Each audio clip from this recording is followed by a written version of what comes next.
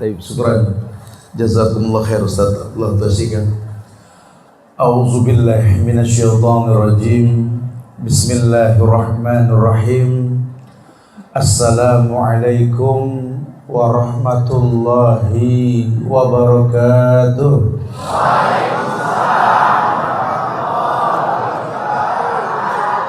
Alhamdulillah.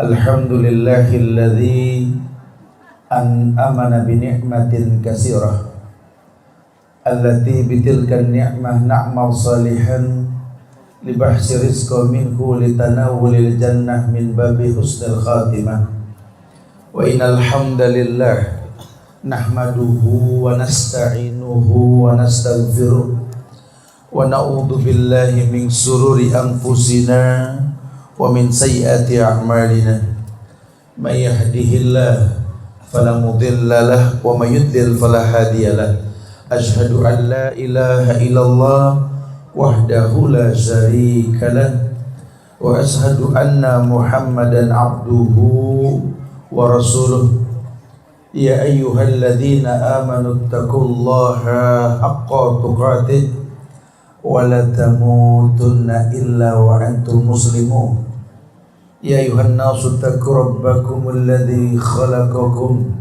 min nafsin wahidah wa khalaqa minha zawjaha wa bassa minkum rijalan katsiran wa nisaa wattaqullaha alladzi tasaaluna bihi wal arham innallaha kana 'alaikum raqiba ya ayyuhalladzina amanu taqullaha wa qulu qawlan sadida yuslih lakum a'malakum wa yaghfir lakum dhunubakum wa may yuti'illaha wa rasulahu faqad faza fawzan 'azima amma ba'du fa'lam ayyuhan nas fa inna ahsanul kalam kalamullah wa khairal huda huda Muhammadin sallallahu alaihi wasallam wa syarrul umuri muhdatsatuha wa kullu muhdatsatin bid'ah wa kullu bid'atin dhalalah wa kullu dhalalatin finnar. Ma'asyiral muslimin wal muslimat, sidang majelis tabligh akhbar yang Allah muliakan dunia dan akhirat, lebih khusus sahibul bait akhi, dan semoga Allah berikan keberkahan dalam hidupnya Ustaz Abdullah Tazikal, pimpinan Ma'had Darus Shalihin Gunung Kidul, dan masyarakat secara umum, saudara-saudara musliman yang mudah-mudahan Allah selalu istiqomahkan di atas kemuliaan sunnah Rasulullah sallallahu alaihi wasallam. Kita wajib bersyukur kepada Allah. Ada nikmat yang kadang kita tidak minta Allah beri. Karena jujur Allah sendiri yang mengatakan Allahu khaliqu kulli syai' wa huwa ala kulli syai'in wakil. Allah yang mencipta, Allah yang mencukupi. Cuma ada tarun main dalam kehidupan ini, kita disuruh meminta kepada Allah untuk mendapatkan yang kita butuhkan. Sehingga ulama sering mengatakan Allah itu tidak kasih yang kita pengen, Allah cukupi yang kita butuhkan. Mengemas sebuah keinginan menjadi sebuah kebutuhan dalam Islam ini wajib mencontoh Rasulullah SAW. Terkadang apa yang kita lakukan dalam rangka mencontoh Rasul ini membuat kita ini menjadi orang yang aneh, orang umum. Tadi bilang orang umum, orang aneh ini orang yang tidak umum, iya kan? Dalam sebuah riwayat Rasulullah SAW ini menyampaikan sebuah hadis dalam Sunan Imam Ahmad, Abu Ya'la, Ibnu Majah dan lainnya, ketika beliau mengatakan bada'al Islam gharib fasayaudu kama bada'a fatuba lil ghuraba. Rasul yang mengatakan bada'al Islam gharib, Islam ini dimulai dengan keanehan. Aneh yang dimaksud ya tadi orang umum, sesuatu memang yang tidak umum. Karena zaman Rasul kalau sudah bicara Tuhan Allah, mereka beragama seperti menuhankan Allah. Cuma ketika Nabi bicara tentang uluhiyah, mereka tidak terima. Karena ada ibadah kepada Allah dengan cara menurut mereka. Sehingga yang Nabi bawa ini aneh buat mereka. Makanya Allah rekomendasi dalam Quran bahwa Nabi ini wa mayantiku anil hawa in huwa illa wahyu yuha. Tidak mungkin Nabi berkata kecuali wahyu. Orang yang memahami Islam dengan cara yang betul, dia akan pahami dengan cara bertahap. Teringat sabda Nabi kepada Mu'az bin Jabal ketika beliau diperintahkan mendatangi masyarakat di pegunungan Yaman. Kata Rasul, innaka ta'ti qauman min ahlil kitab. Innaka ta'ti qauman min ahlil kitab. Falyakun awwala ma tad'uhu syahadatu an la ilaha illallah. Wa inhum ata'uka lidzalik fa'alimhum bi anna Allah aftaradu 'alaihim khamsus salawat. Wa inhum ata'uka lidzalik fa'alimhum bi anna Allah aftaradu 'alaihim sadaqah. Tukhadhu min aghniyaihim wa turadu ala fuqaraihim. Wa inhum ata'uka lidzalik iyyaka wa qara'im amwalihim wattaqi da'watal mazlum fa innahu laisa bainahu wa bainallahil hijab. Ada sebuah rumus yang Rasul sampaikan kepada sahabat Mu'az bin Jabal untuk mengajarkan bagaimana beragama yang benar, supaya kalaupun nanti dipandang aneh oleh orang yang nggak paham, dia aneh dengan dalil. Makanya orang aneh yang dipandang sama orang yang nggak paham sering diidentikan dengan kata gharib atau ghuraba, orang yang asing, orang yang berada di tengah-tengah manusia memegang sebuah hukum sementara yang lain tidak memegang hukum. Kayaknya tadi Ustaz Abdullah Tosikal sampaikan tentang masalah rokok tadi. Rokok apa linde? Linting. Linde itu linting dewek gitu. Tembakau atau pakai kertas dulu?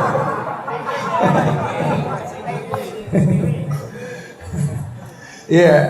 Kadang-kadang kita kalau ngomong masalah rokok sama orang yang masih hobi ngerokok agak susah, betul.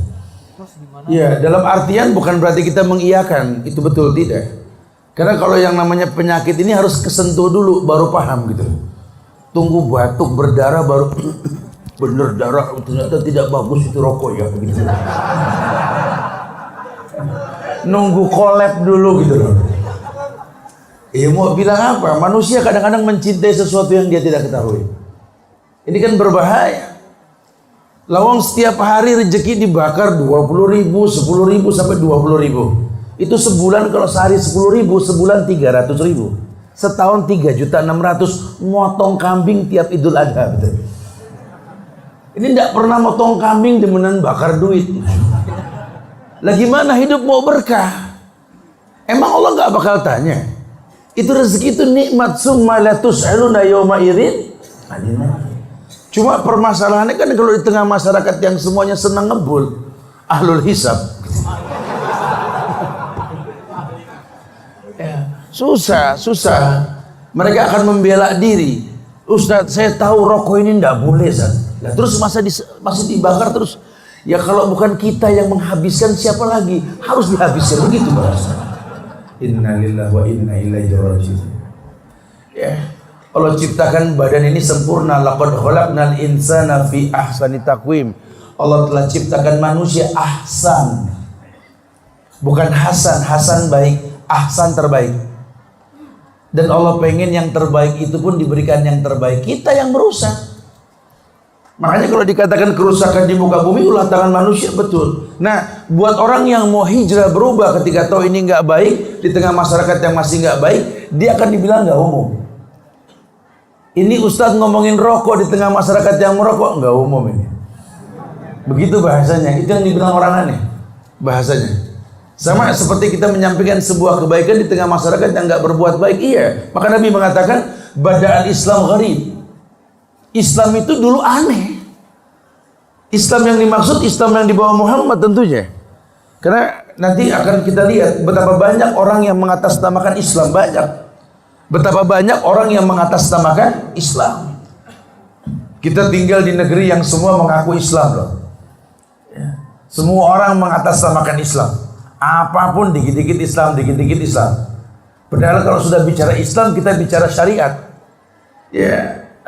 Ibnu Qayyim al-Jauziyah dalam Madarijus Salikin ya, ketika beliau menafsirkan makna syahadat asyhadu an la ilaha illallah wa asyhadu anna Muhammadar Rasulullah. Ya, asyhadu an la ilaha illallah wa asyhadu anna Muhammadar Rasulullah. Beliau syarahkan tentang rukun dan syarat syahadat tersebut. Yang ingin saya tekankan ketika mengatakan wa asyhadu anna Muhammadan Rasulullah. Aku bersaksi Nabi Muhammad hamba dan rasulnya Allah. Bukan cuma bahasa bibir mengucapkan Muhammad hamba dan rasulnya. Ada 4 konsekuensi. Ada 4 konsekuensi. Mungkin sering disampaikan tentang usul salasah, 3 landasan pokok dalam beragama. Orang jangan cuma mengaku muslim kalau dia nggak paham 3 landasan ini. Yang pertama, dia nggak kenal Allah, dia nggak kenal Rasul, dia nggak kenal Islam. Yang nggak bisa di atas namakan Islam. Orang kalau yang memang ngerti Islam, dia akan paham 3 landasan pokok ini. Kenal Allah, kenal Rasul, kenal Islam itu sendiri. Nah, bicara kenal Rasul inilah yang Allah rekomendasi langsung dalam Quran. Beliau mengatakan bahwa Allah Jalla wa'ala berfirman dalam Al-Quran, wa may yushakkikir rasula min ba'di ma tabayyana lahul huda wa yattabi' ghaira sabilil mu'minin nuwallihi ma tawalla. Di An-Nisa 115 itu Allah bilang, wa may yushakkikir rasula, barang siapa bertolak belakang dengan Rasul, bertolak belakang dengan Rasul, ba'dama tabayyana lahul huda, setelah dijelaskan al-huda. Al-huda itu petunjuk. Ada alif lam al-huda. Jelas petunjuk yang dimaksud adalah al-halal bayyin wal haram bayyin wa umur bainahuma mustabihat. Petunjuk yang dimaksud hukum halal jelas, hukum haram juga jelas. Antara halal dan haram ada yang namanya subhat. Jadi jelas sudah sampai yang namanya al-huda. Wa yattabi ghaira sabilil mu'minin, padahal petunjuk sudah jelas, tapi dia ikuti jalan yang bukan orang Islam, orang beriman lakukan. Bertolak belakang dengan Rasul. Allah bilang, nuwallihi ma tawalla, kan kupalingkan dia sejauh mungkin. Ada syariat yang disuruh mencontoh. Allah rekomendasi Rasul. Maka ketika kamu mengatakan wa anna Muhammad Rasulullah, ada 4 konsekuensi. Nah nih, nanti kalau dihafal ini Ustaz tanya bisa jawab, hadiahnya bagus. Ada 4 konsekuensi ketika kita mengatakan wa anna Muhammad Rasulullah, bahwa Muhammad hamba dan rasulnya. Konsekuensi yang pertama, ayo, kalau kita mengaku umat Muhammad, tolong. Konsekuensi yang pertama, ta'atuhu fi ma'amal, mentaati semua perintah beliau.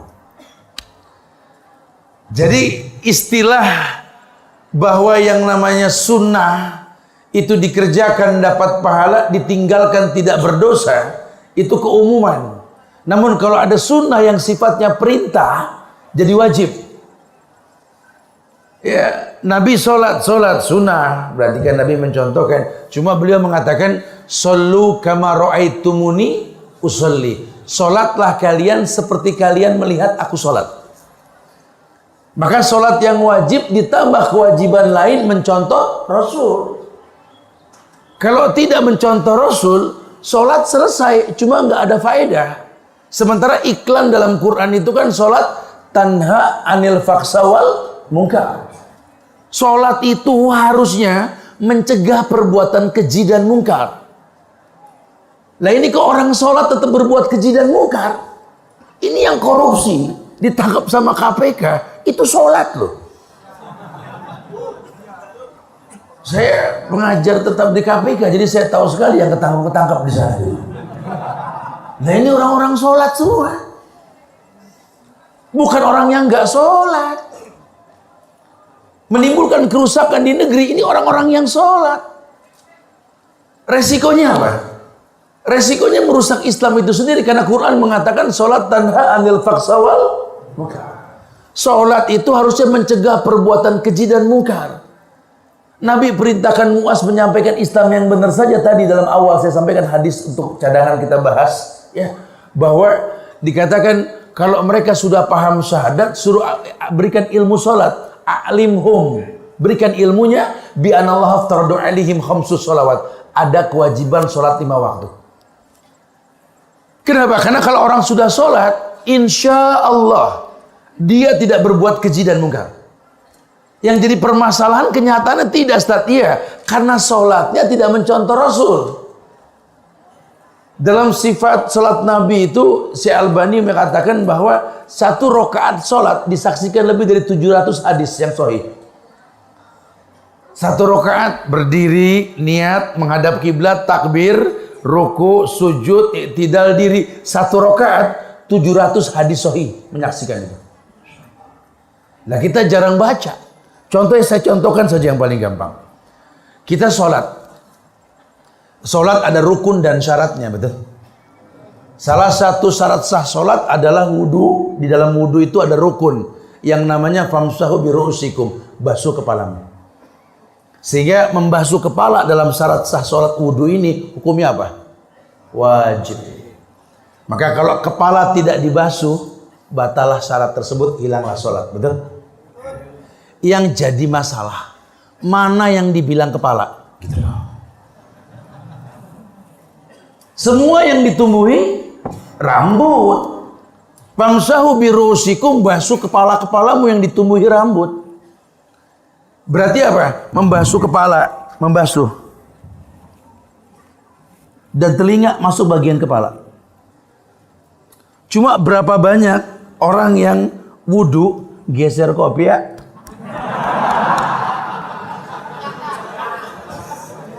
Ini jidat jabhah, bukan roksun ini. Perintahnya basuh kepala, bukan basuh jidat. Kebayang siapa saja yang basuh jidat bukan kepala itu. Lawang sholat sudah tahun-tahunan masih aja mudut. Sudah tahu wala tulku anfusakum bila tahluka, Allah bilang. Jangan kau bunuh dirimu. Pabrik rokok mana yang berani bilang rokok itu sehat? Iklannya sak gede-gedenya, rokok membunuhmu. Tetap aja ya, wis lah kan masing-masing. Subhanallah. Yang saya tahu kalau kita puasa itu, buka puasa itu baca bismillah. Bismillah kita minum. Habis minum zahabat dhoma wa btalatil uruq wa sabatal ajru insyaallah. Tapi buat pecinta rokok bukan air. Yang penting mudut. Doanya zahabat dhoma. Bukan tidak tahu hukum, tahu hukum. Ini orang sholat, cuma menimbulkan mudarat buat sebelahnya. Pasif tidak? Pasif. Istrinya jadi sakit TBC, anaknya sakit TBC. Katanya tanha anil faksa wal munkar. Kamu berbuat keji, kamu berbuat munkar. Mana sholatmu? Itu baru bicara syarat sah sholat wudhu saja tadi itu. Rukun sholat ada niat, berdiri, menghadap kiblat, takbiratul ihram. Betul? Boleh gak sholat tanpa takbir? Gak boleh. Wes, lihat sekarang takbir yang ada di masyarakat. Allahu Akbar, Allahu Akbar, Allahu Akbar, Allahu Akbar, dan macam-macam takbir. Berapa takbir tadi? Rasulnya berapa? Mungkinkah Rasul yang satu mengajarkan sekian model takbir? Nah, itu Mas Bulo. Masalah buat lo. Di mana banyak orang beragama menurut pendapatnya, padahal yang namanya ibadah Allah utus Nabi Muhammad untuk urusan ibadah. Sepaham kok yang NU, yang Muhammadiyah, yang Persis, yang organisasi Islam macam-macam, sepakat kita mengatakan walaqad kana lakum fi Rasulillahi, telah ada suri toladan yang terbaik pada diri Rasulullah Sallallahu Alaihi Wasallam. Cuma kita tidak membiasakan itu. Maka konsekuensi yang pertama diperjelas, ta'atuhu fi ma'amar. Coba deh kamu taat dengan perintah Nabi. Yang kedua, ijtinabu bima naha alaih, menjauhkan semua yang Nabi larang. Perintah diikuti, larangan dijauhi. Beliau sendiri yang mengatakan manahaitukum an syai'in fajtanibuhu wa ma amartukum bihi fa'tu minhu mastata'tum. Kata Rasul, "Manahaitukum an syai'in", apapun yang aku larang, jauhkan. Jauhkan sudah. Pokoknya larangan jauhin. Wa ma amartukum bihi fa'tu minhu mastata'tu, apapun yang kuperintahkan, lakukan semampu kalian. Tuh, lihat. Perintahnya kalau dilarang, sudah. Ini larangannya jelas. No smoking area. Bacanya NO smoking. Kadang-kadang ngeyelnya itu loh. Susah jadinya. Bukan tidak tahu-tahu. Ini perlu dikupas tuntas masalah kayak begini. Wes tak usah ngomong yang jauh-jauh sudah. Kita ngomong yang paling gampang saja, yakni konsekuensi syahadat. Ta'atuhu fi ma'amar, taat dengan perintah Nabi. Kenapa? Karena perintah Nabi perintah Allah.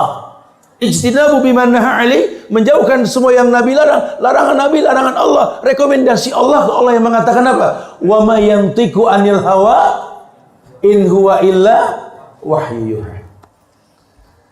Nabi Muhammad tidak pernah berkata kecuali wahyu yang Allah wahyukan. Maka kalau sampai ada orang benci dengan ucapan Muhammad, benci dengan kalamullah, berarti resikonya perang lawan Allah. Ya, orang yang melaksanakan sunnah, ya kata Allah apa? La yazalu abdi yataqarrabu ilayya bin nawafil hatta uhibbahu. Tidaklah seorang hamba mengerjakan yang wajib dan dia hiasi dengan yang sunnah hatta uhibbahu, sampai aku jatuh cinta. Ini kekasih Allah. Dia melaksanakan yang sunnah. Allah bilang, "Law kuntu ahbabtu", kalau aku sudah jatuh cinta. Aku sudah jatuh cinta, kata Allah. Kenapa? Karena dia mengerjakan yang wajib dan yang sunnah. Law kuntu ahbabtu kuntu sam'ahu alladhi yasma'u bih. Aku akan menjaga telinga yang dengannya dia mendengar. Wa basarahu alladhi yubsiru bih, kujaga mata yang dengannya dia melihat. Wa yadahu allati yubtisu biha, kujaga tangan yang dengannya dia menyentuh. Wa rijlahu allati yamsi biha, kujaga kaki yang dengannya dia melangkah. Kenapa? Dia kekasihku, kata Allah. Nah, kalau sudah pakai bahasa kekasih Allah, siapa yang menyakiti orang-orang sunnah ini? Allah yang mengatakan, "Man adali waliyan faqad adantuhu bil harbi." Siapa yang menyakiti kekasihku? Allah yang bakal lawan mereka. Pak, Bu, kita tinggal di tengah kecamuk fitnah politik ini. Kita ngobrol seenaknya kita, pahamnya boro-boro. Tapi masih ngomong politik paling asik tuh. Apalagi sambil ngopi emang ngudut tadi. Ini masih aja nih, Masya Allah ya. Habis ini jangan deh ya. Kita mendingan kalau ngomongin politik sambil ngopi dan istighfar. Nah, itu lebih ahsan. Kita ini bingung, Ustaz. Hukum dunia ini sudah nggak bisa menyentuh para koruptor, Ustaz. Nggak usah khawatir, hukum Allah yang bakal turun. Jadi jangan jadi hakim buat orang lain, karena kita bukan hakim, betul? Tugas kita saling mendoakan. Semoga Allah berikan hidayah. Kalau gerakan sudah nggak dipandang, ucapan sudah nggak didengar, doa jangan putus. Hidayah urusan Allah. Kita suruh minta. Nanti Allah turunkan hukum. Kalau Allah sudah turunkan hukum, ya caranya bagaimana? Allah perintahkan makhluknya untuk menghukum. Bagaimana caranya? Allah suruh bumi gonjang-ganjing. Terjadi gempa bumi. Allah perintahkan laut untuk meluap. Tsunami. Allah perintahkan gunung Merapi bangkis.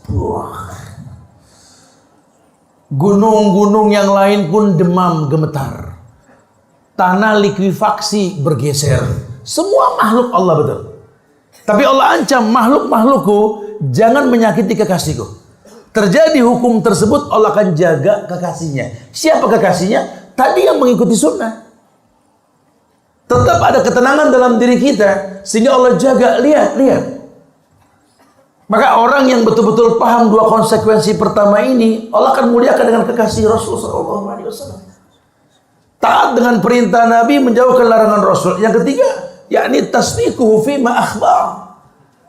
Percaya dengan yang Nabi kabarkan walaupun mungkin sifatnya gaib. Gaib yang dimaksud mala ainun ra'at wala udhunun sami'at wala khatar ala kulli qalbin bashar. Ya. Gaib yang dimaksud gaib, mata belum melihat, telinga belum mendengar, hati belum bisa menghayalkan, itu gaib. Makanya Allah gaib, malaikat gaib, betul? Jin, setan gaib, maling kadang-kadang gaib. Nggak kelihatan. Ya, yang gaib itu urusan Allah. Rasul saja nggak bisa ngelihat yang gaib. Makanya kalau ada orang ngaku Islam bisa ngelihat yang gaib, ini aneh. Ustaz, ana ini Ustaz bisa ngelihat yang gaib Ustaz. Anakku itu nurunin Ustaz. Anakku tuh punya indera keenam Ustaz. Indranya akeh ya 6. Indra 5 ini 6 beda. Anakku itu Ustaz indigo, bisa tahu yang akan datang Ustaz. Bapaknya begitu, anaknya sama. Menurut Ustaz, saya dan anak saya ini gimana Ustaz? Kata Ustaz, sakit. Loh kok sakit ya? Ini kan supranatural. Ya karena saya menemukan ayat yang mengatakan dalam Quran illa manir tadamin rasuli di surat Jin. Illa manir tadamin rasuli. Untuk melihat yang gaib itu Rasul saja nggak bisa ngelihat kecuali Allah izinkan. Lah ini kok tiap episode nangkap jin gitu. Nah kan Rasul kalah kalau gitu. Nah kalau Rasul kalah urusan pantesan di Indonesia banyak Rasul baru. Selalu ada Rasul baru. Masya Allah, selalu ada. Yang saya inget yang belum lama itu guru bulu tangkis itu, si Musodek itu. Ngaku Rasul, betul? Iya. Bahkan nggak tanggung-tanggung. Itu siapa? Ada perempuan yang ngaku jadi Rasul terus jadi Jibril itu. Siapa? Lia Edan itu. Lia Edan. Jibril kok haid, Masya Allah. Jibril haid. Masalah Jibril haid urusan mereka lah, mereka fitnah Jibril. Cuma saya salut sama Pak Polisi Indonesia bisa nangkep Jibril gitu. Ini Indonesia apa aja ada ini. Masya Allah, coba kita dibikin bingung. Ya banyak. Itu apa agama Jasun antara Cirebon Brebes itu. Dulu ada agama Jasun itu. Jawa Sunda agama. Nabinya itu Ustaz Tugimin Ustaz. Pernah dengar? Ya buka diguling ada nabi palsu justru. Saya lagi pikir tuh nabi namanya Tugimin. Itu kalau betul-betul dilegalkan sama Allah, rusak syahadat kita betul. Yang saya tahu syahadat itu kan enak. Asyhadu an la ilaha illallah wa asyhadu anna Muhammadan Rasulullah. Enak Muhammadan Rasulullah. Coba kalau Tugimin. Asyhadu an la ilaha illallah wa ana Tugimin. Untung gak jadi. Di Bandung tukang cukur di Ranca Ekek jadi nabi, namanya Sayuti. Aduh, Pak, kita dibikin kayak orang bingung, Pak. Makanya manusia yang wajar tidak akan pernah bisa mengetahui yang gaib kecuali Allah izinkan. Itu pun nabi dan rasul. Tapi aku yang lihat, Ustaz. Tuh, Ustaz, ada penampakan, Ustaz, gitu. Ada jin, Ustaz. Ada ini, ada itu. Berarti Anda sakit. Ada jin di mata Anda bisa ngelihat jin melalui jin. Harus diruqyah. Diruqyah. Ada ibu-ibu baru belajar ngaji sih. Kalau udah lama sih saya yakin nggak begini. Dia baru belajar ngaji. Rajinnya sholat tahajud. Masya Allah. Sampai suaminya bingung. Tiap malam nggak capek bu. Saya pengen dekat sama Allah Pak. Wudhu ke belakang, kabur. Lu ada apa bu? Aduh, Lah kan mau wudu, iya. Cuma tadi di kamar mandi aku ya nyium bau kembang. Merinding Pak, aku lari Pak, ada setan katanya. Lah si bapak bilang saya mah belum ngaji kayak ibu Bu. Cuma yang saya tahu Bu, setan itu ya mambu. Mambunya Bu, buruk sekali Bu. Setan tuh bau busuk, jorok, kotor. Sing wangi itu malaikat. Nah sekarang kalau nyium wangi ibu kabur, yang setan siapa?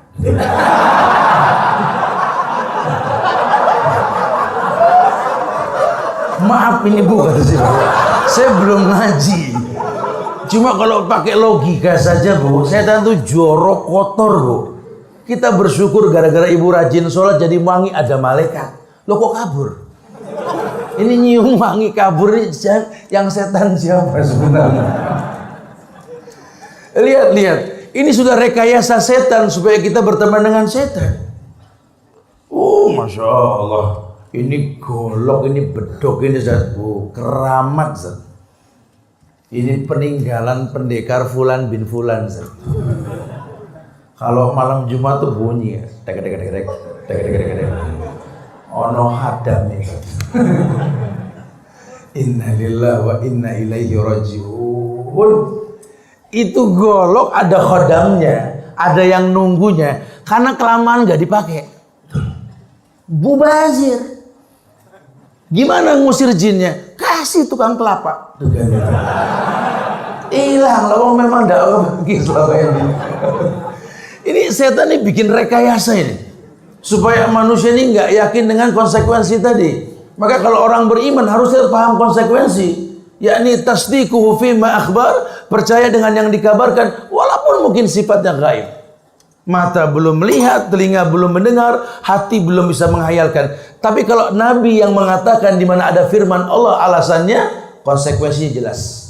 Al-Ahzab ayat 36. Wa ma kana lil mu'mini wala mu'minati idza qadallahu wa rasuluhu amran ayakuna lahumul khiyaratu min amri. Tidak ada pilihan lain buat orang beriman, baik laki maupun perempuan, kalau Allah dan Rasulnya telah tentukan hukum, kecuali mengatakan sami'na, belajar nerima. Ini syariat. Kita nggak ada pilihan lain. Kalau hidup mau selamat ya memang seperti itu. Makanya Islam taslim, menyelamatkan. Aslim taslam. Ini yang Nabi katakan kepada Heraklius. Aslim taslam, aslim yu'tikallahu ajraka marratain. Pada pemimpin, kamu yang betul Islamnya. Kalau kamu Islam, bangsamu Islam, rakyatmu Islam, betul. Ini mungkin ada petinggi-petinggi kampung yang Masya Allah, atau pejabat-pejabat daerah. Kalau Anda baik, anak buahmu baik, dua keuntungannya. Lihat. Sementara kan umur kita kan pendek Pak. Kemarin saya ngobrol di Semarang, saya coba hitung-hitungan umur Pak. Ini buat orang-orang yang merasa cukup mau meninggal, merasa cukup dengan amal soleh, suruh hitung umur. Apa sih yang membuat kita ini takut mati? Yang sampai ke telinga kita kan penyakit wahan, hubud dunia wa karahiyatul maut. Salamah bin Dinar pernah mengatakan bahwa orang itu takut mati dan senang hidup karena dia merasa telah membuat sesuatu di dunia dan gak pernah membuat sesuatu untuk urusan akhirat. Makanya takut mati. Iya. Padahal kalau orang yang paham ilmu, dia tahu sekali bahwa dunia ini memang langkah setelah rahim. Kita kemarin di alam rahim sebentar, 9 bulan, 10 bulan dipaksa keluar. Masuk ke alam dunia lebih lama, lebih besar sedikit. Ya, 60, 70 kata Nabi, sittin wa sab'in, antara 60 dan 70. Umru ummati baina sittin wa sab'in. Dan itu enggak lama sekali loh.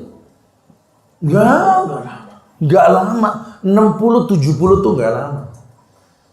Setelah itu kita masuk ke alam barzah. Coba mulai hitung-hitung umur deh. Makanya jangan sampai nanggung-nanggung kalau belajar Pak, total sedikit. Saya sampaikan kemarin di mana di Semarang.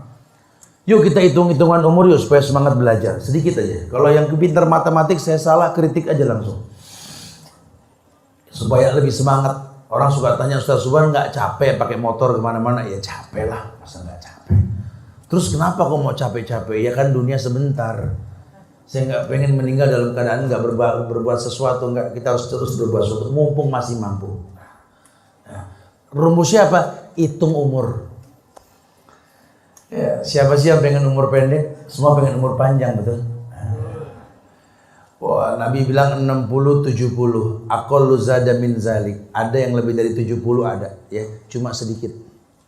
Mudah-mudahan kita tergolong yang sedikit. Di sini ada yang umurnya sampai 80. Ada. Angkat tangan, ada yang 80. Ada yang 80. Yang paling tua berapa usianya sekarang?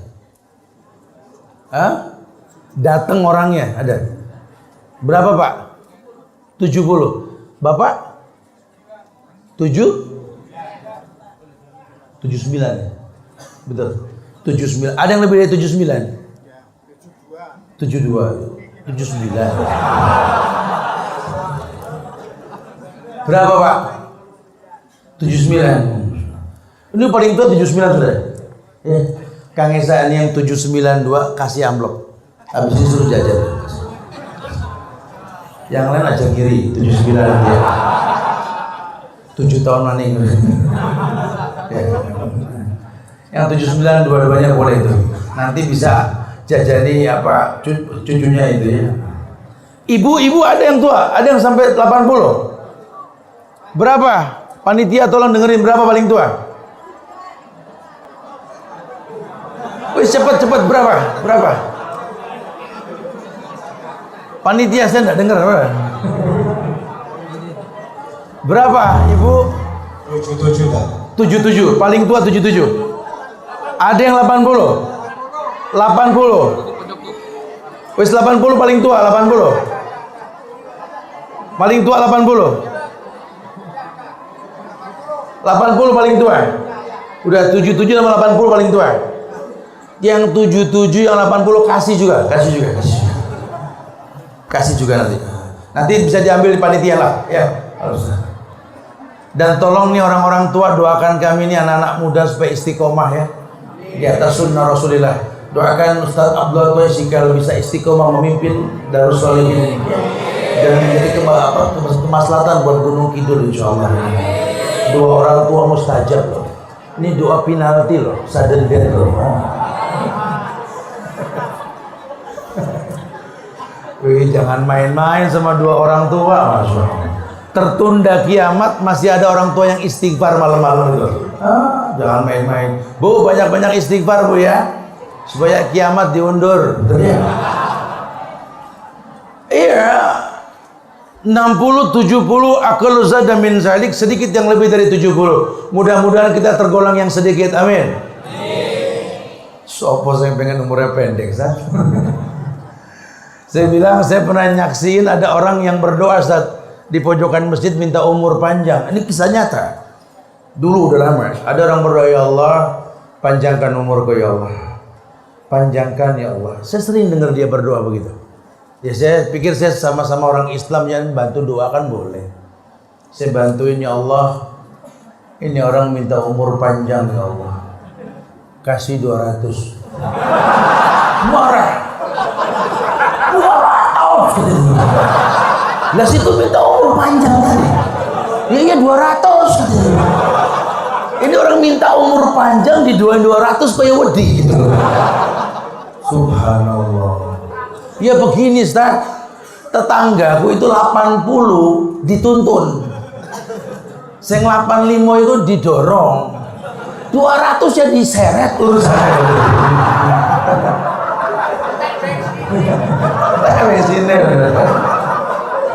Waduh. Lah ya iya ya. Ternyata kita nggak butuh umur panjang, Pak. Cuma pengen doang. Tapi nggak butuh sebenarnya. Lah takut 200. Wis lah umur terserah Allah lah berapa ya. Ya kalau si Subhan ini dikasih kayak umur Rasul. Nah, ini umur sudah masuk menjelang 50 ini kurang-kurang dikit nih. Kayaknya sih 3 kali pemilu lagi sih. Wallahu a'lam bishawab ya. Kalau kita nyontok umur Rasul, piro umur Rasul? 63 ya. Wis biar gampang hitungnya 60 lah. Ya. Kalau saya dikasih umur 60, umpama umur 60. Akidah kita itu kan meyakinkan sekali bahwa tercatat pahala dan dosa itu kan ketika balik. Tamyiz. Perempuan haid, laki mimpi itu. 15 tahun lah kurang lebih. Berarti umur 60 itu enggak full, dipotong 15 tahun masa balik, 45 tahun betul. Jatah berbuat baik itu cuma 45 tahun. Kalau 60. Makanya kalau nyontoh Rasul 63, saya bilang 63 umur Rasul yang sudah 62 11 bulan ojo mantap. Mangan kabeh. Ya. Ini sebenarnya cuma 45 tahun jatah kita berbuat baik. 45 juga ndak full sholat.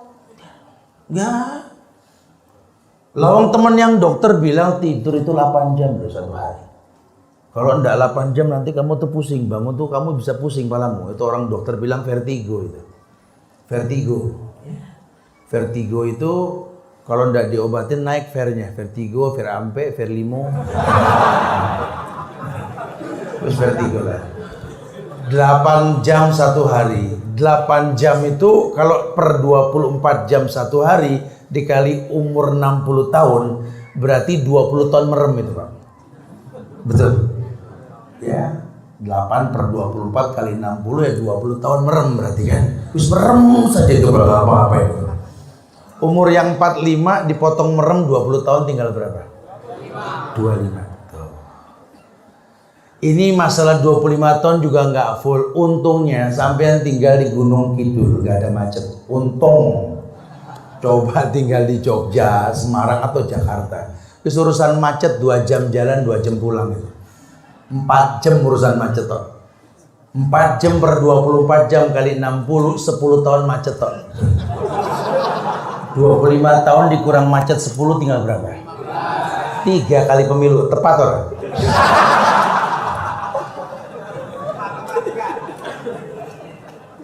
Tinggal 15 tahun. Ngapain kita ngudut aja ngudut itu.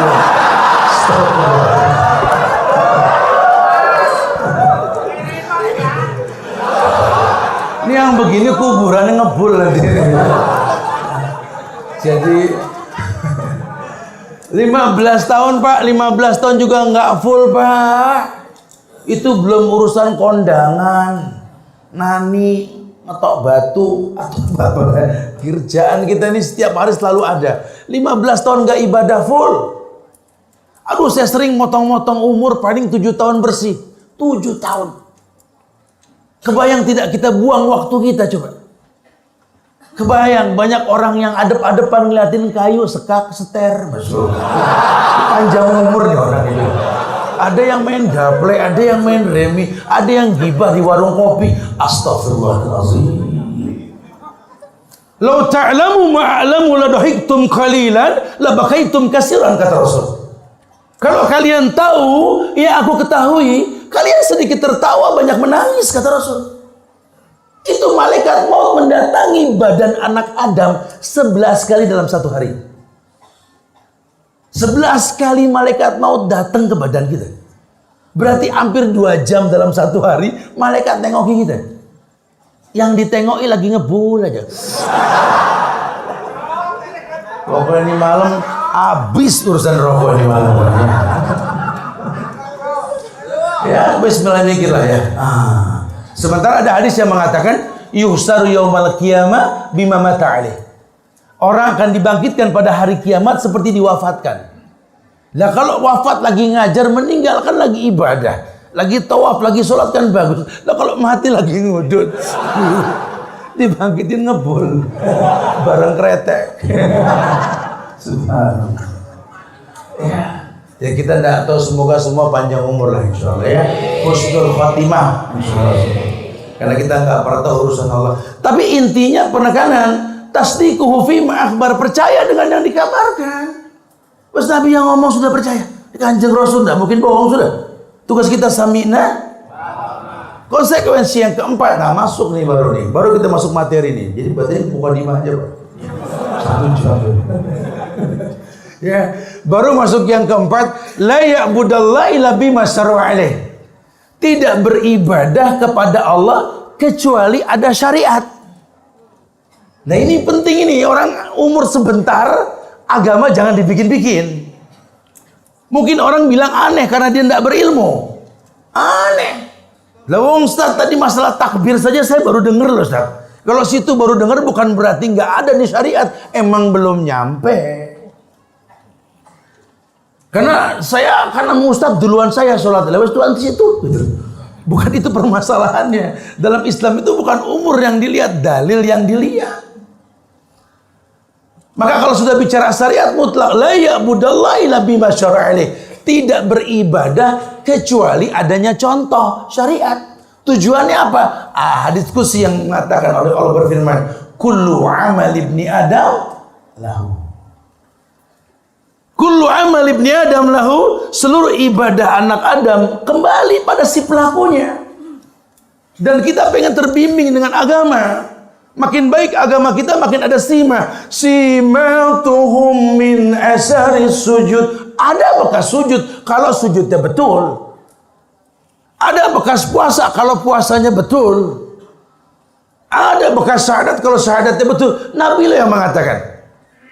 Orang yang bersyahadat kata Nabi, fa inna dima'ahum wa amwalahum wa a'radahum haramun alaikum illa bihaqqil Islam. Tuh. Syahadat dampaknya apa? Darahnya tidak boleh ditumpahkan, kehormatannya nggak boleh diinjak-injak. Lihat, hartanya nggak boleh dijarah. Orang yang bersyahadat, orang sholat, Allah yang mengatakan langsung, tanha anil fahsya wal munkar, mencegah perbuatan keji dan munkar. Orang yang puasa, kama kutiba alal ladzina min qablikum la'allakum tattaqun. Lihat, orang yang bersedekah, ma'anfaqtum min syai'in fa huwa yukhlifu, anfiq unfiq alik, as-shadaqatu tudhi'ul bala. Banyak. Haji, al-hajju mabrur wa umratan makbulah laisa lahul jazailal jannah. Tapi kalau haji umroh itu panggilan. Yang dipaksa-paksa juga kalau belum waktunya ya susah.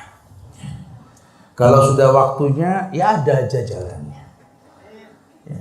Pengen nggak umroh? Pengen. Saya nggak pernah tahu kondisi masyarakat Gunung Kidul, saya nggak tahu. Tapi melalui saudara saya Abdullah Bashikal, saya senang untuk berdialog. Saya bicara sama beliau. Orang Gunung Kidul ini ada gak sih yang semangat belajar? Ada Ustaz, banyak.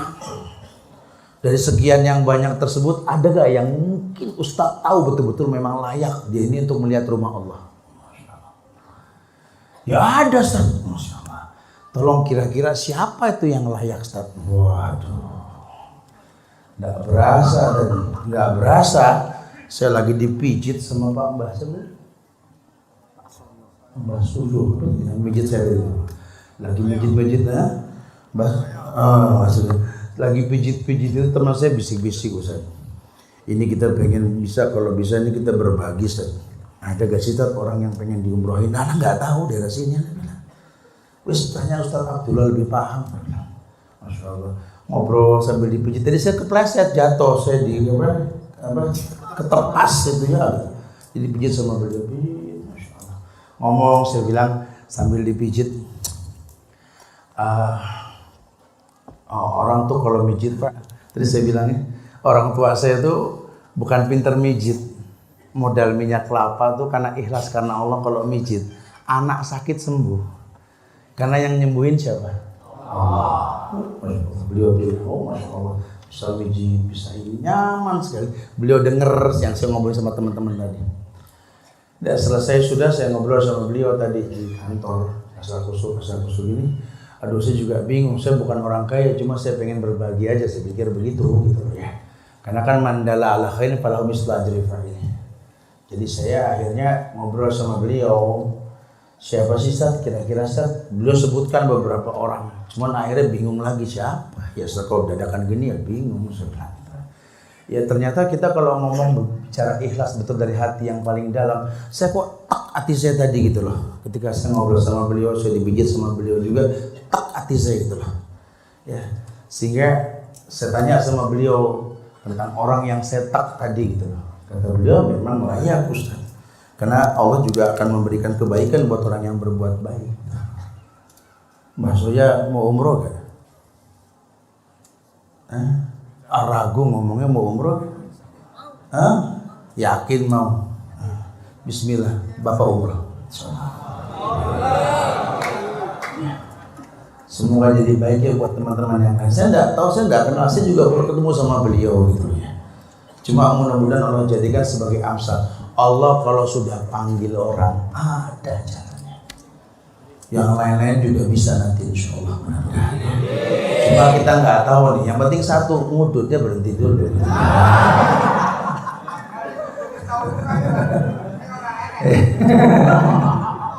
Ya, semoga Allah mudahkan antum melihat rumah Allah nanti. Pak, ada dua pemandangan paling indah di muka bumi, Pak. Yang pertama menatap Ka'bah.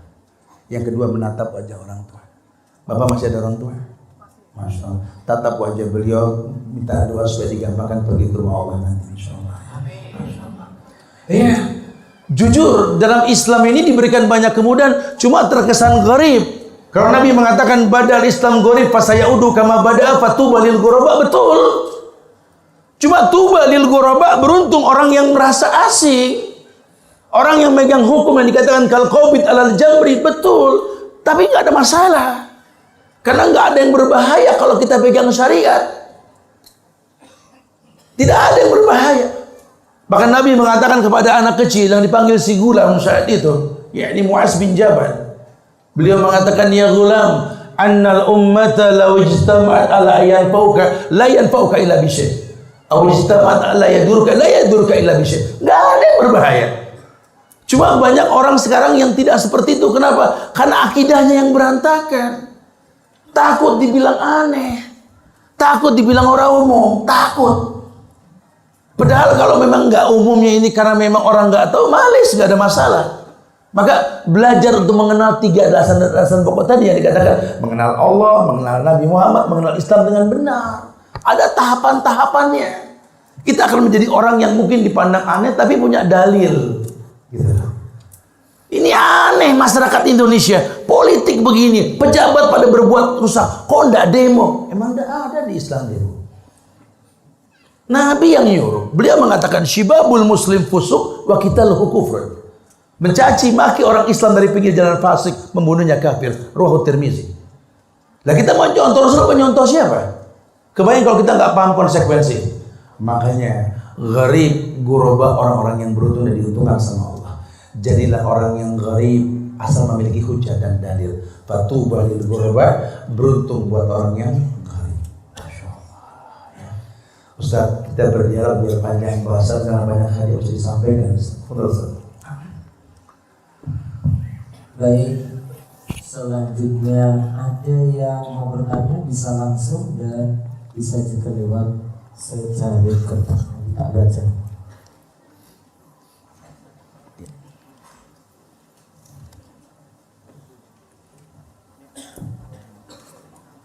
Iya, nanti sambil jalan. Hah? Ada yang mau nanya langsung? Bapak konten. Minuman. Oh iya. Pak Mo. 2. Kasih mereka fadal. Naam. Fadal, faidah, fadal.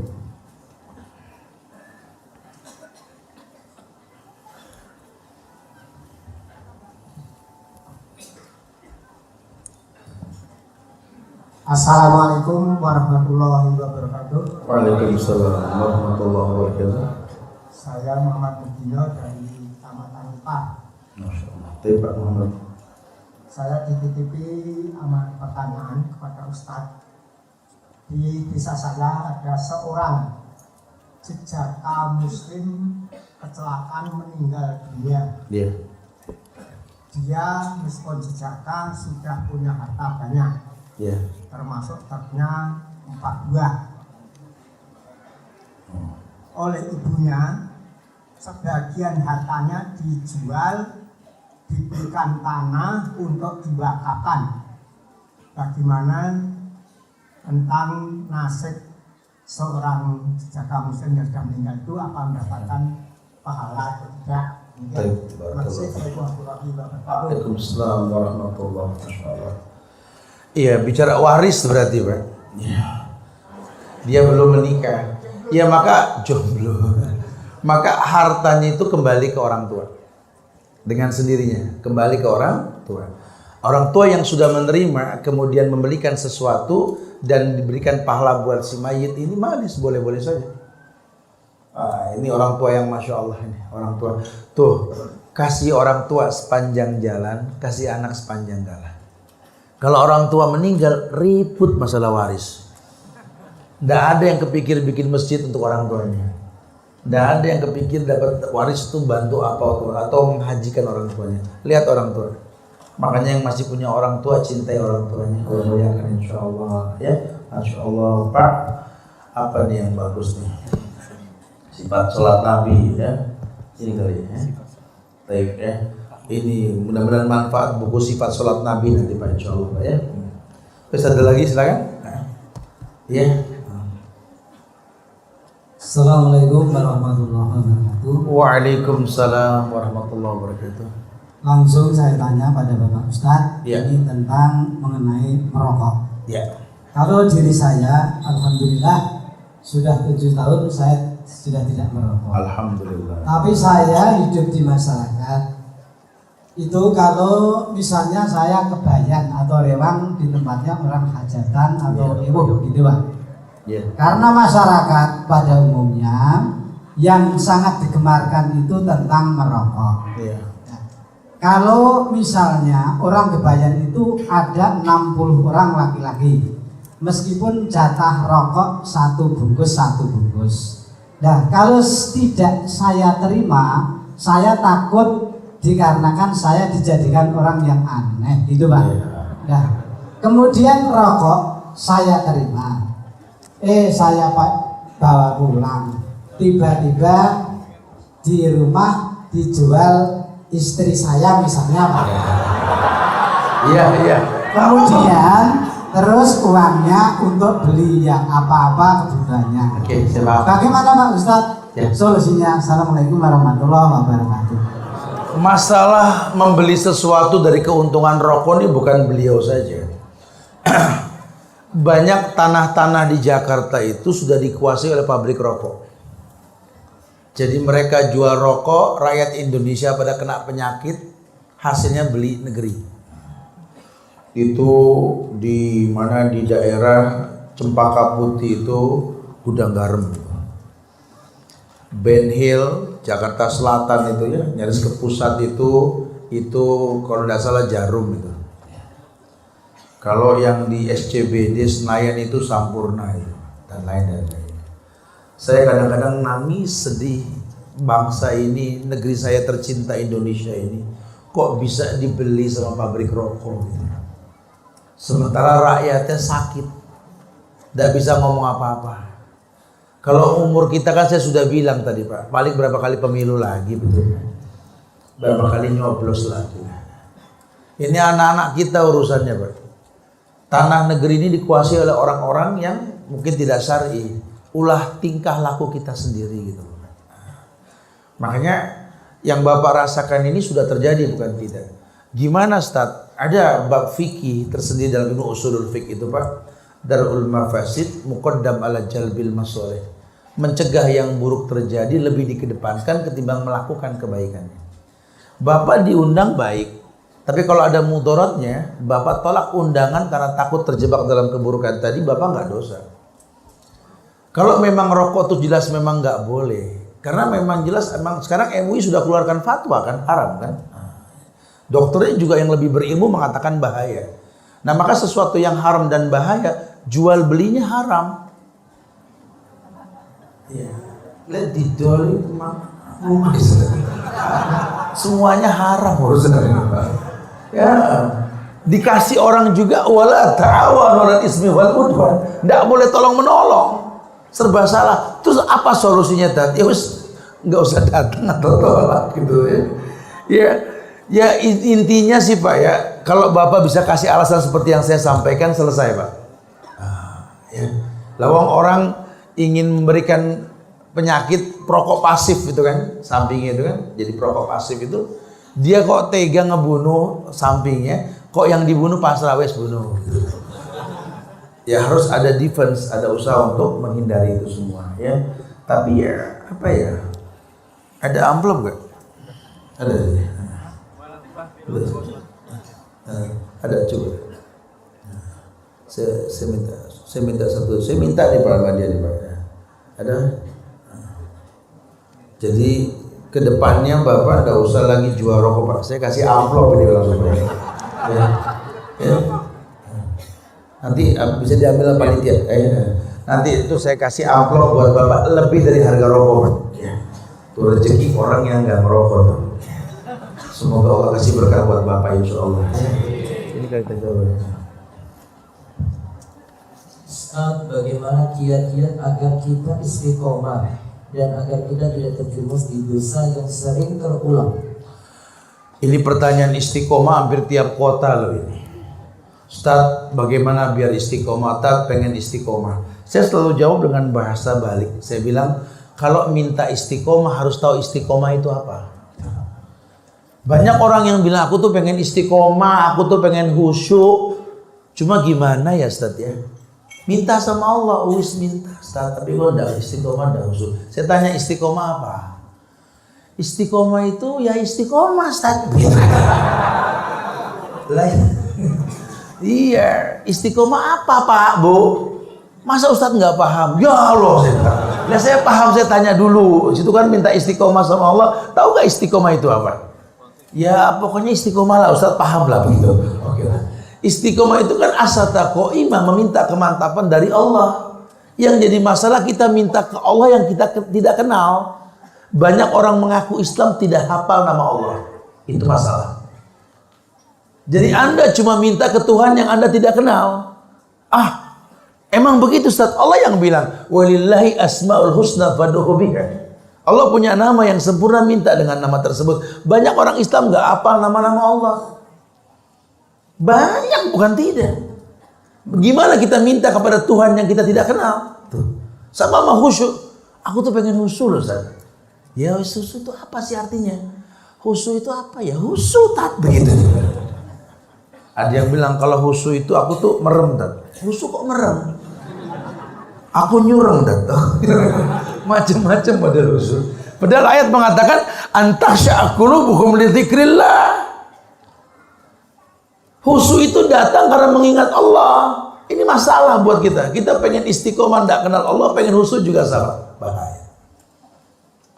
Ada yang bilang kalau aku sih insya Allah tahu Ustaz istiqomah. Situ tahu istiqomah, tahu Ustaz. Apa istiqomah? Istiqomah itu merek masjid Ustaz. Istiqomah. Macam-macam. Ya intinya kita kalau minta sesuatu ke Allah, kenali Allah dengan benar. Ya. Nah, untuk mengenali Allah dengan benar ya kitanya harus tahu. Ini Ustaz kasih gantungan kunci lah ini nih. Mudah-mudahan manfaat nanti insya Allah untuk memahami bab istiqomah. Ya nanti insya Allah.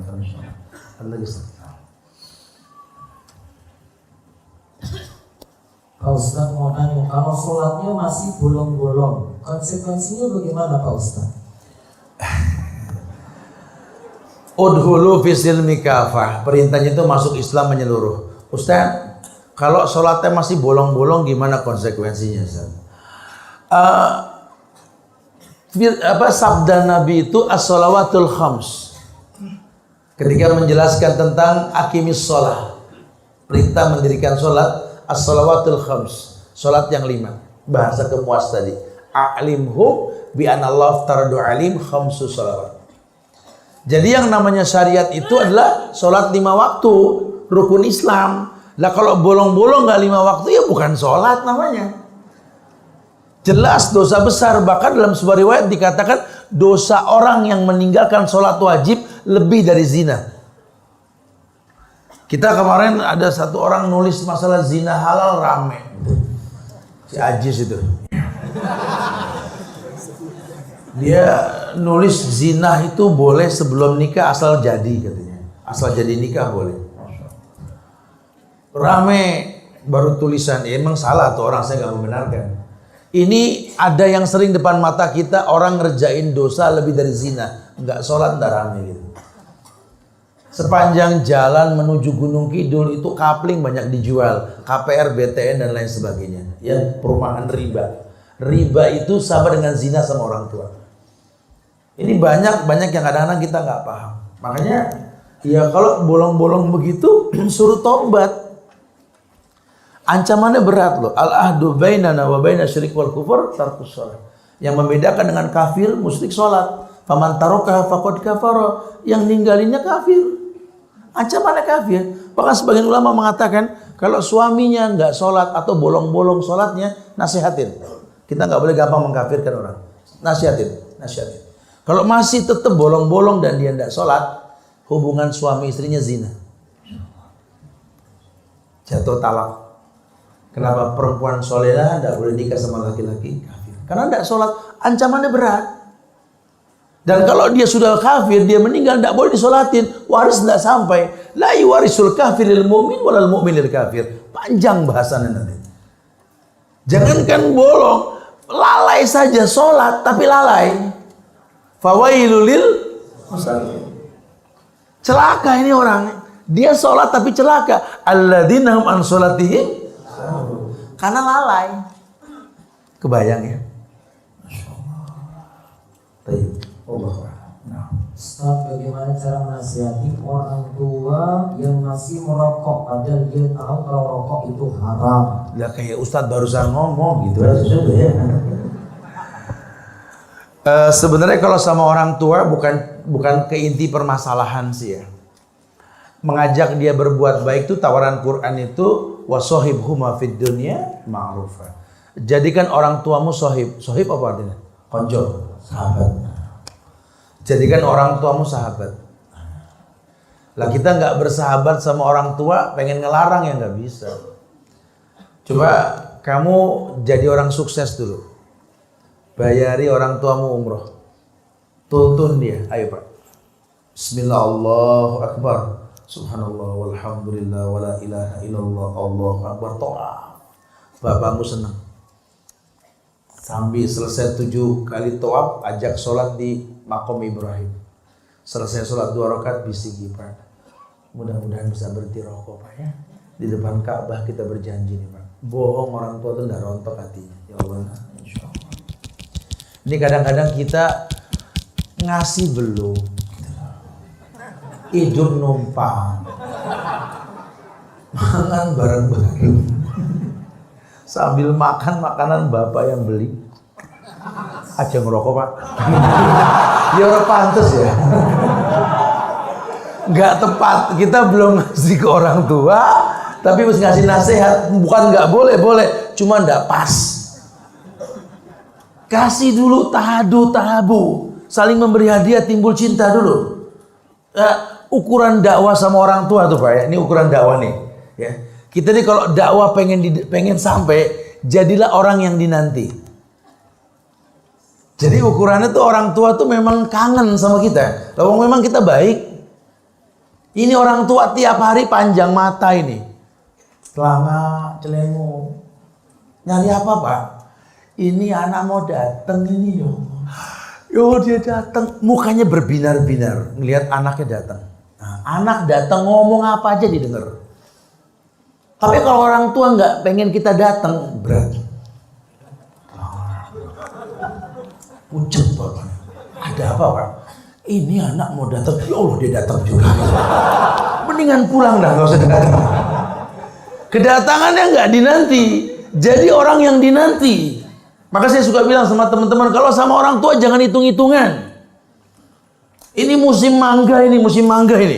Beli mangga yang terbaik buat orang tua. Datang ke tempat mangga tuh, agen mangga, tanya mangga yang paling mahal mana gitu.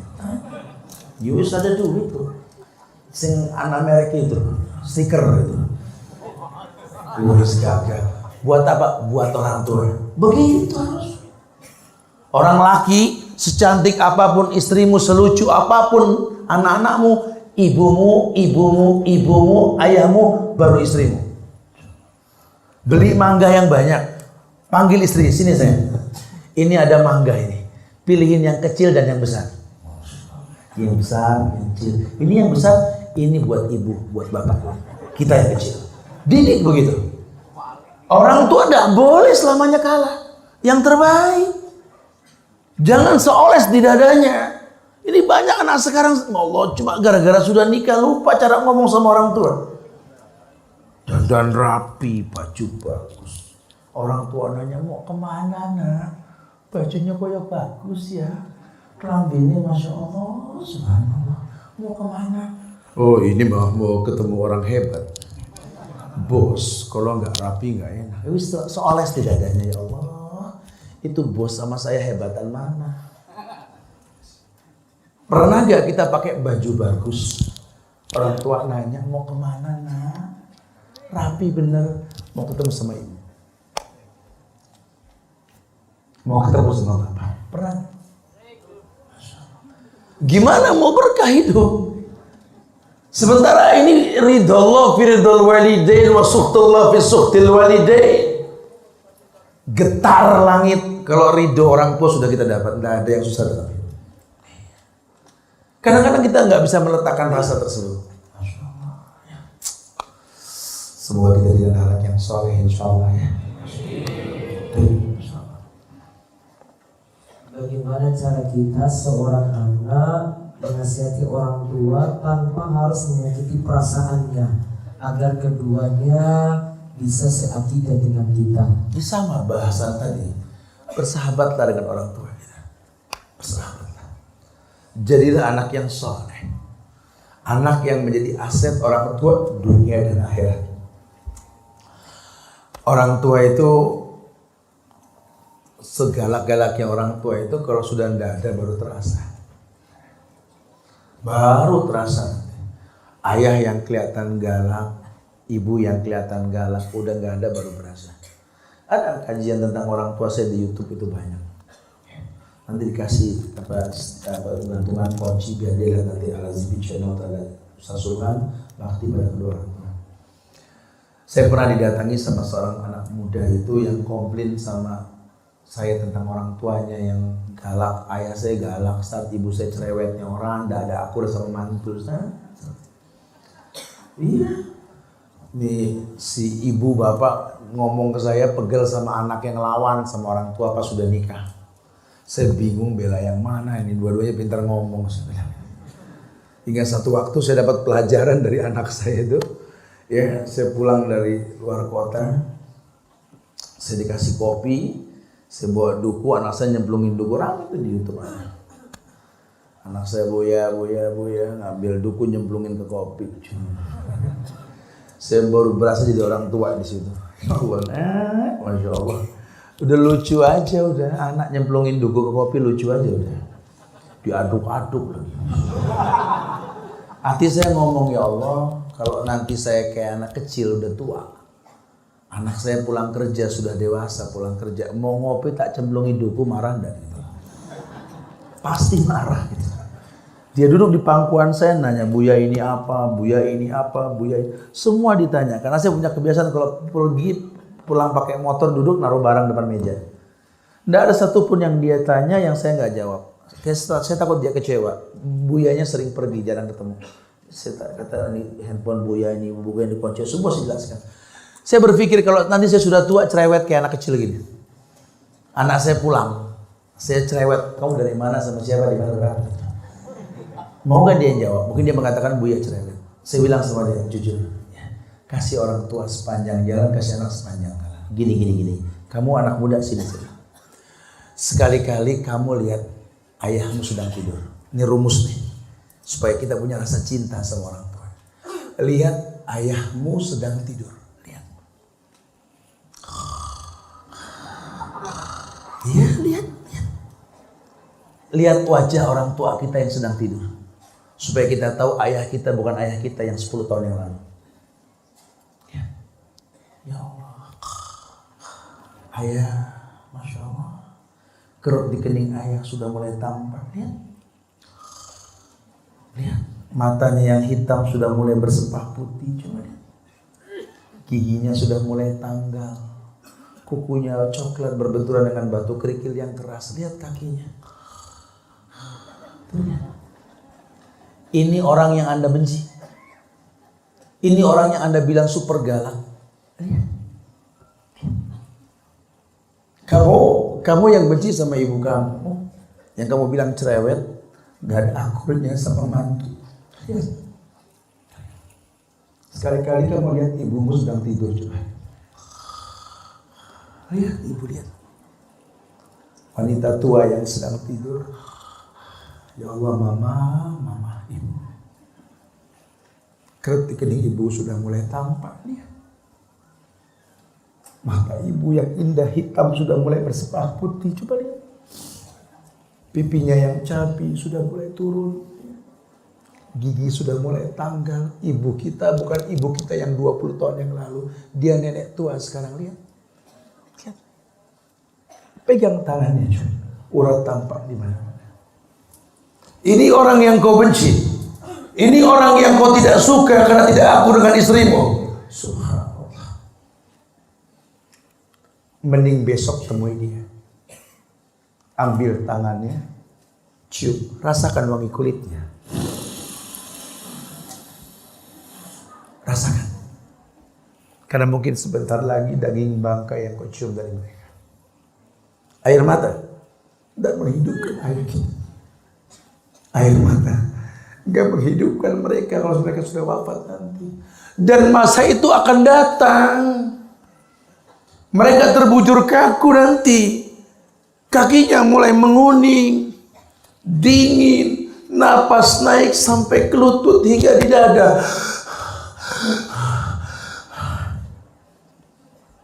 Kita cuma bisa bilang, ibu la ilaha illallah, ayah la ilaha illallah. Inna roh idha kubidot tabi'ahul basar. Roh ketika dicabut, mata yang mengikutinya. Selamat tinggal ayah, selamat tinggal ibu, selamat tinggal keriduan dalam kehidupan. Itu pasti datang. Makanya Islam tawarkan, wa in jahadaka ala an tusyrika bi ma laysa laka bihi ilmun fala tutihuma wa sahibhuma fid dunya ma'rufa. Sudah. Jadikan orang tuamu sahabat dalam hidupmu. Tidak ada yang sulit di muka bumi ini, tidak ada yang sulit. Kalau ridho Allah kita dapat dengan ridho orang tua. Innama amruhu idza arada syai'an ayaqula lahu kun fayakun.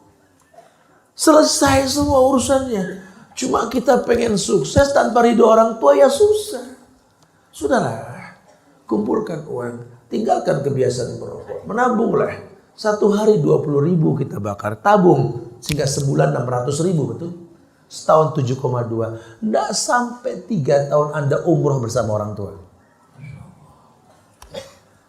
Bersama orang tua insya Allah. Allah mudahkan semua insya Allah. Bagaimana mengalihkan seorang bikers jalanan ke bikers yang Islamnya atau sunnah supaya tertarik, Ustaz? Iya. Sebenarnya bikers ini artinya orang yang ada di motor. Ya, Muslim Biker Indonesia yang Ustaz Subhan bina dengan teman-teman sekalian ini adalah wadah, bukan geng motor, bukan klub, cuma wadah dialog teman-teman yang suka pakai motor.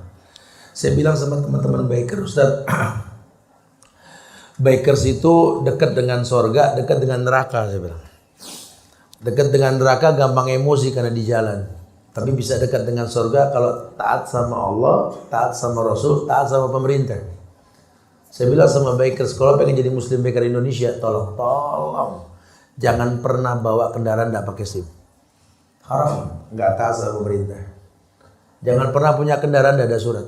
Tidak ada surat, haram, bodong itu haram.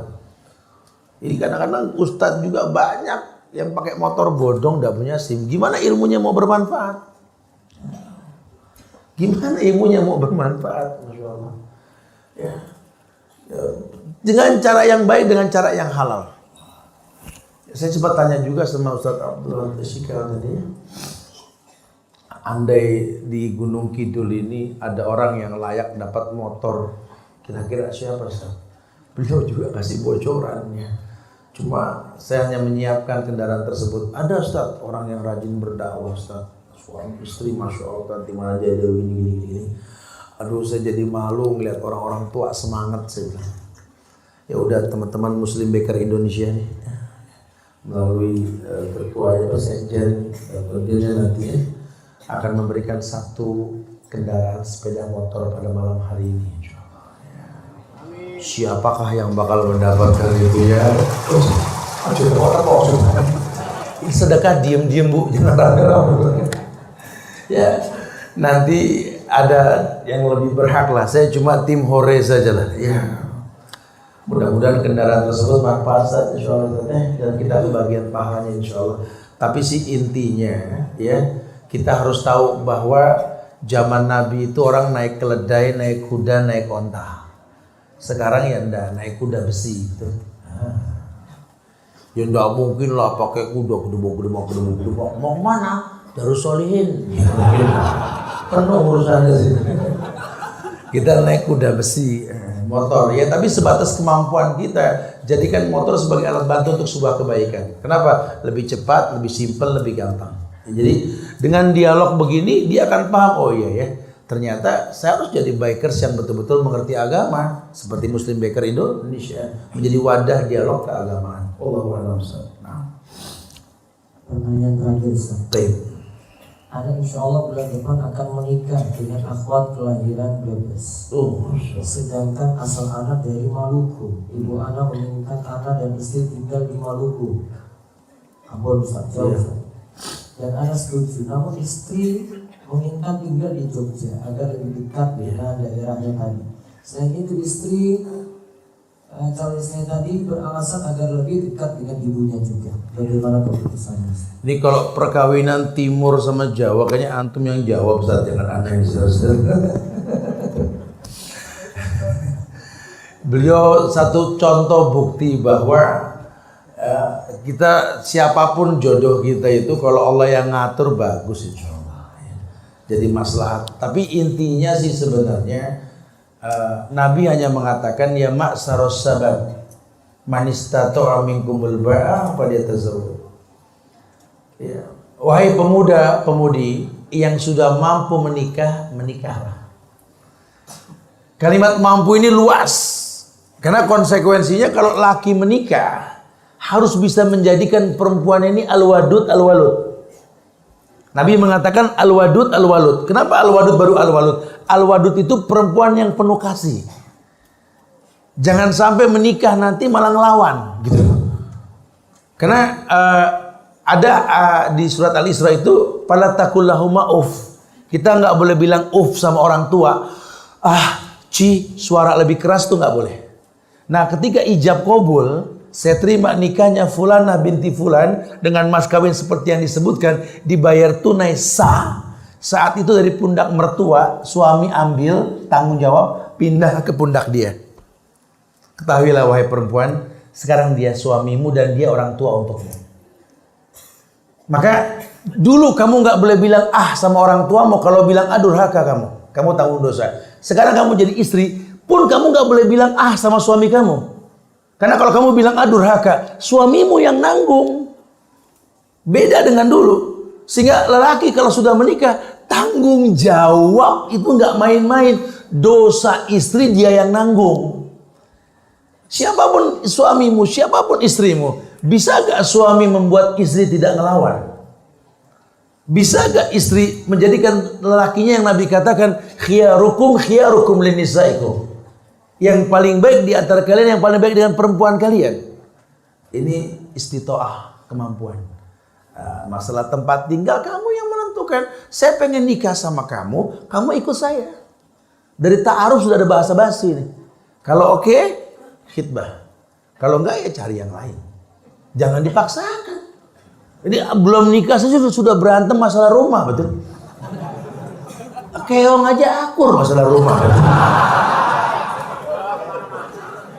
Gimana mau berjalan rumah tangga kalau rumahnya saya sudah ribut ini? Makanya laki-laki harus jadi pemimpin. Ar-rijalu qawwamuna 'ala. Kalau kira-kira belum ya jangan berarti belum jodoh, istikharah aja dulu ya. Semoga diberikan yang terbaik insyaallah.